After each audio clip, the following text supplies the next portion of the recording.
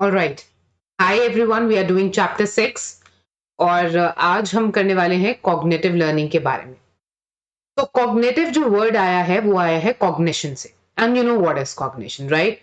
Cognition क्या होता है? All the mental activities like memory, our perception, our thinking, the communication, understanding, processing, everything.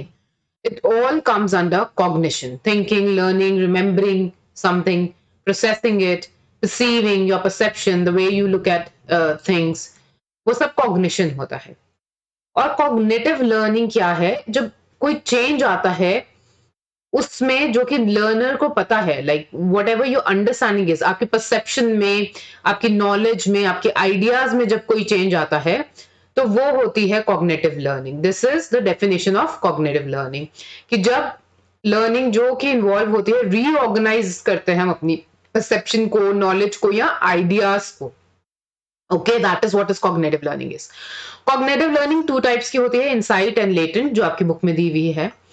सबसे पहले हम स्टार्ट करेंगे इनसाइट लर्निंग से। इनसाइट क्या होता है? ये वॉल्फगैंग कोहलर, ठीक है, वॉल्फगैंग कोहलर ने दी थी, ये डेमोन्स्ट्रेट किया था सबसे पहले इनसाइट लर्निंग को। और उन्होंने ये डेमोन्स्ट्रेट किया था through an example, as always. तो वो एग्जाम्पल क्या था? उन्होंने एक एग्जाम्पल नहीं, एक एक्सपेरिमेंट, सॉरी, एक एक्सपेरिमेंट के थ्रू उन्होंने ये डेमोन्स्ट्रेट करी थी कि इनसाइट लर्निंग क्या एक्सपेरिमेंट था। उन्होंने एक चिंपैंजी को एक केज में, एक बड़े से केज में चिंपैंजी को जो है बंद कर दिया था। और इस तरीके से केज, आपको पता है कैसे वो ऐसे सलाखे सी होती है ना, ऐसे केज में ऐसे ऐसे होता है। तो वो रॉड्स थी ऊपर, और ये यहाँ पर उन्होंने एक बनाना ऐसे हैंग कर दिए थे, और कुछ बॉक्सेस रखे हुए थे, ठीक है, और कुछ यहाँ पे रॉड्स रखी हुई थी, ठीक है। तो क्या हुआ, उन्होंने चिंपैंजी के साथ ऐसे बनाना ऊपर से ऐसे हैंग कर दिए, और कुछ बॉक्सेस रखे हुए थे और रॉड रखी हुई थी। अब उन्होंने वेट करना शुरू किया और देखा कि चिंपैंजी जो है बनाना तक कैसे पहुंचता है। तो चिंपैंजी ने जंप भी करा होगा, और उसने बहुत बार जंप करा होगा बनाना को पकड़ने के लिए, पर बनाना हाथ में नहीं आया। तो उसने क्या करा, बॉक्स रखा। फिर पहले उसने एक बॉक्स रखा, तब भी बनाना हाथ में नहीं आया। फिर उसने दोनों बॉक्स रखे, और फिर उसने दोनों बॉक्स के ऊपर चढ़ के जो रॉड रखी थी उसके हेल्प से, रॉड की हेल्प से जो है उसने बनाना ले लिए और बनाना खा लिए। सो ये इस एक्सपेरिमेंट से जो है उन्होंने बोला कि जो भी हम जो वॉल्फगैंग कोहलर थे उन्होंने बोला कि चिंपैंजी ने जो एग्जिबिट किया बिहेवियर, ठीक है, मतलब बॉक्सेस रखना, बॉक्सेस के ऊपर रॉड चढ़ के फिर वो रॉड से अपना फ्रूट ले लेना, जो भी उसको फूड चाहिए वो बनाना उसने ले लिया। तो जो इसने एग्जिबिट किया, ये जो बिहेवियर चिंपैंजी ने जो एग्जिबिट किया behaviour, it was an example of insight learning. ठीक है, इनसाइट लर्निंग एक ऐसी प्रोसेस है जहां पे solution to a problem suddenly becomes clear, मतलब एकदम से आपको सोल्यूशन आ जाता है आपकी प्रॉब्लम का। और ये आपने अपनी डेली लाइफ में भी बहुत बार एक्सपीरियंस किया होगा। बहुत बार होता है कि हम किसी प्रॉब्लम को लेके बैठे हुए हैं, उसका सोल्यूशन ही निकल रहा है और उसके ऊपर ब्रूड ओवर कर रहे हैं, we are thinking over it, we are trying to find a solution, but we are unable to. And once we leave the problem aside and get busy with our daily chores, daily work, suddenly हमें solution मिल जाता है problem का। तो एक बार जब आप solution की तरफ मतलब छोड़ देते हो, आप प्रॉब्लम को छोड़ देते हो और उसको ज्यादा इतना इंपॉर्टेंस नहीं देते और उसके बारे में एक तरीके से भूल ही जाते हो और अपना काम में बिजी हो जाते हो, और इमीडिएटली कहीं से फिर आपको उसका सोल्यूशन मिल जाता है। ऐसे बहुत बार होता है, ठीक है। तो वो जो सडनली आपको एक इंसाइट आती है सोल्यूशन की, that is what is insight learning is talking about. एक सडन फ्लैश होता है, ठीक है, इट्स अ फ्लैश। एक सडन फ्लैश में आपको लगता है कि अरे ये सोल्यूशन हो सकता है इस प्रॉब्लम का। So that is what is insight learning, ठीक है। ये उन्होंने इस एक्सपेरिमेंट के थ्रू प्रूव करने की कोशिश करी इनसाइट लर्निंग के बारे में। फिर सेकेंड टाइप ऑफ लर्निंग जो है वो है लेटेंट लर्निंग। ना लेटेंट का क्या मतलब होता है? लेटेंट का मतलब होता है हिडन, जो छुपी हुई है, जो अभी बाहर हमें हमारी लर्निंग अभी डिस्प्ले नहीं हो रही। सो वो एक न्यू बिहेवियर हम कब डेमोन्स्ट्रेट करते हैं? जब we are until and unless हमें कोई रीइंफोर्समेंट नहीं मिलता टू डिस्प्लेड, मतलब हमें कुछ रिवॉर्ड मिलेगा, कुछ रीइंफोर्समेंट मिलेगी उस बिहेवियर को शो करने की, तभी हम वो बिहेवियर शो करते हैं, अदरवाइज वो हम बिहेवियर शो नहीं करते हैं। That is what latent learning is. ये टोलमैन, एडवर्ड टोलमैन थे, इनका नाम था एडवर्ड टोलमैन। एडवर्ड टोलमैन ने एक एक्सपेरिमेंट करा था। अब इन्होंने क्या एक्सपेरिमेंट करा था वो समझ लेते हैं। इन्होंने एक एक्सपेरिमेंट करा, एक मेज, ये मेज है इस तरीके की,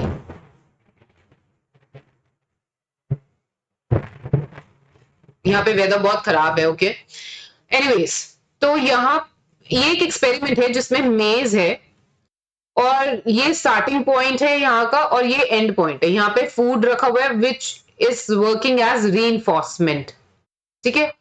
ये फूड है जो कि एक री इन्फोर्समेंट की तरह काम कर रहा है, और कुछ रैट्स हैं, ये स्टार्टिंग पॉइंट है, ठीक है।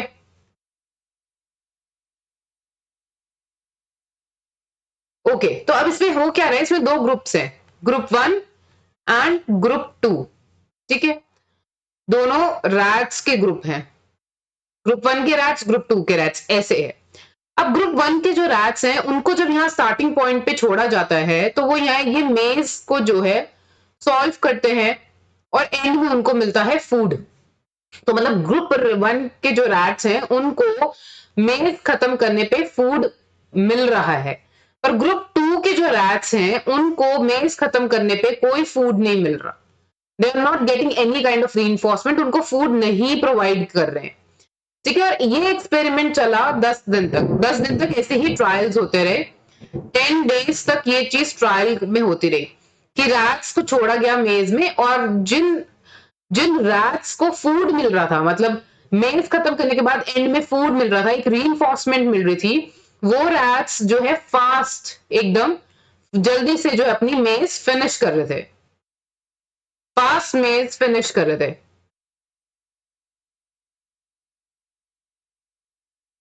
ठीक है, जल्दी फिनिश कर रहे थे। लेकिन जिन रैट्स को फूड नहीं मिला, मतलब एंड में कोई उनको रीइंफोर्समेंट नहीं मिली, तो वो बस ऐसे ही ना, मतलब they were just lazily walking around, ऐसे मेज को एक्सप्लोर कर रहे थे, और मेज में they were just walking, but वो फास्ट उतनी फटाफट फिनिश नहीं कर रहे थे, they were not quick, they were not quick to finish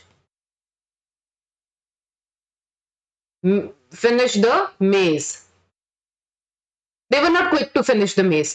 तो क्योंकि उनको कोई फूड नहीं मिल रहा, कोई रीइंफोर्समेंट नहीं मिल रही, so they were just navigating their way, ऐसे ही बस नेविगेट कर रहे थे, बट उतनी क्विक नहीं जितना क्विक ग्रुप 1 कर रहा था, क्योंकि ग्रुप 1 को पता था कि मेज खत्म करने के बाद उनको फूड मिलेगा। हुआ क्या, 11th डे पे 11वें दिन ग्रुप 2 को भी रीइंफोर्समेंट दिया गया, ग्रुप 2 के लिए भी वहां पे एंड में फूड रखा गया। तो फिर उन्होंने नोटिस किया कि ग्रुप 2 के रैट्स और ग्रुप 1 के रैट्स की स्पीड में there is no difference. Group 2 के रैट्स भी उतनी ही क्विकली फिनिश कर रहे थे मेज, उतनी ही क्विकली फिनिश कर पा रहे थे मेज जितनी की क्विकली ग्रुप 1 के कर रहे थे, विच मीन्स कि ग्रुप 2 के रैट्स ने को भी लर्निंग तो हो गई थी रास्ते की, जो मेज का नेविगेट करना था वे, और फूड तक पहुंचने का था वे, वो उनको याद तो हो गया था, but they were not exhibiting that behaviour, वो बिहेवियर शो नहीं कर रहे थे, they were being lazy and they were not being really quick. क्यों? क्योंकि एंड में इतना तेज भाग के तो कुछ मिलेगा नहीं। अगर आपको रेस में भागने के बाद कोई प्राइज ही नहीं मिले तो आप क्यों भागोगे? सिंपल सी बात है। लेकिन जब आपको पता है कि चाहे आपको वो रेस का रास्ता याद है, लेकिन जब आप फटाफट तभी भागोगे ना जब आपको पता है कि एंड में मुझे प्राइज मिलेगा या कुछ मिलेगा। बेसिकली कहने का मतलब ये है कि लेटेंट लर्निंग एक ऐसी हिडन लर्निंग होती है जिसको हम तब तक डेमोन्स्ट्रेट नहीं करते कि जब तक हमें डेमोन्स्ट्रेट करने के लिए कोई रीइंफोर्समेंट ना मिले या फिर कोई ऐसी अपॉर्चुनिटी ना आए कि हमें वो बिहेवियर दिखाना पड़े, ठीक है। और एक टर्म इसमें यूज हुई है कॉग्निटिव मैप, क्योंकि सेकंड ग्रुप ऑफ रैट ने भी बाद में क्विक लर्निंग, क्विक उसने मेज खत्म करी, तो उन्होंने एक टॉलमैन ने एक कॉइन करी है ये टर्म कॉग्निटिव मैप, उन्होंने टॉलमैन ने कॉइन करी। कॉग्निटिव मैप का क्या मतलब है, ये एक मेंटल रिप्रेजेंटेशन है of the special location and direction. मतलब कि उन्होंने रैट्स ने, सेकंड ग्रुप ऑफ रैट्स ने, जिनको पहले कोई रीइंफोर्समेंट नहीं मिल रही थी, फूड नहीं मिल रहा था, उन्होंने मेंटल रिप्रेजेंटेशन मतलब अपने दिमाग में कहीं ना कहीं उन्होंने पूरा नक्शा, पूरा मैप का स्पेस लोकेशन उस मेज का बना लिया था। उनको रास्ता तो पूरा पता था, लेकिन दे वर नॉट बीइंग क्विक, क्योंकि उनको एंड में फूड तो मिल नहीं रहा था, there was not reinforcement there, तो इसलिए वो फटाफट से मेज खत्म नहीं कर रहे थे। बट उन मेज खत्म करने का मतलब ये नहीं है कि उनको रास्ता नहीं आता था, उन्होंने मेज का एक मेंटल रिप्रेजेंटेशन, एक कॉग्निटिव मैप, स्पेसेस का, डायरेक्शंस का, कि कहां से कौन सा टर्न लेना है, कैसे इस मेज को खत्म करना है, वो सब उनके माइंड में बन चुका था। That is what is cognitive mapping.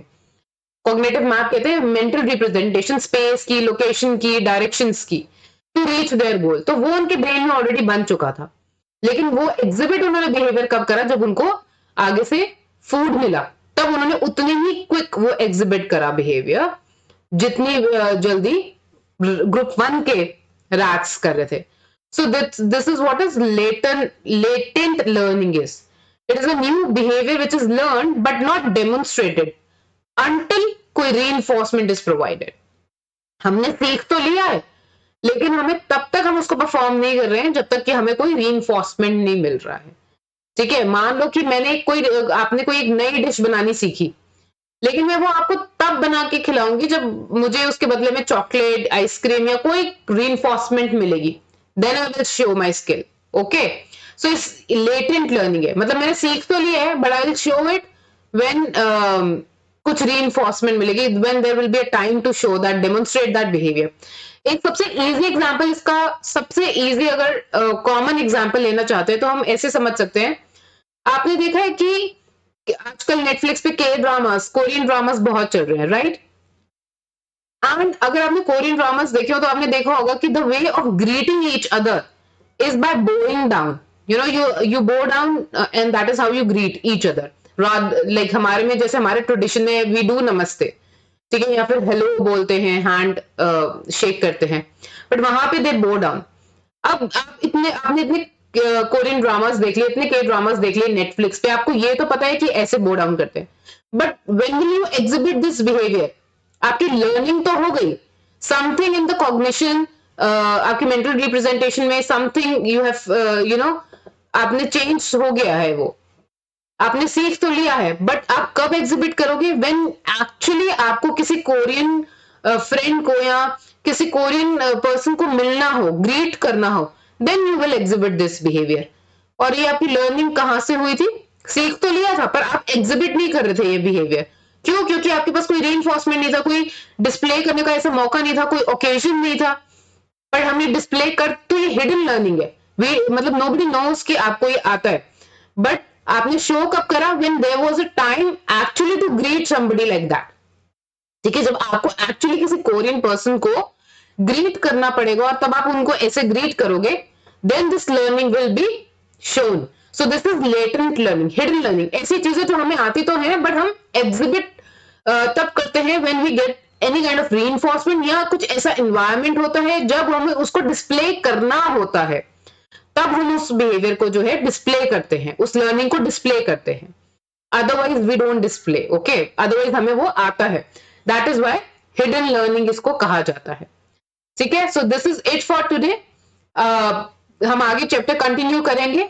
आपको जो भी इससे प्रीवियस चैप्टर्स की वीडियोस हैं वो आपको डिस्क्रिप्शन लिंक में मिल जाएंगे। If you have any doubt you can always ask me in the comment section.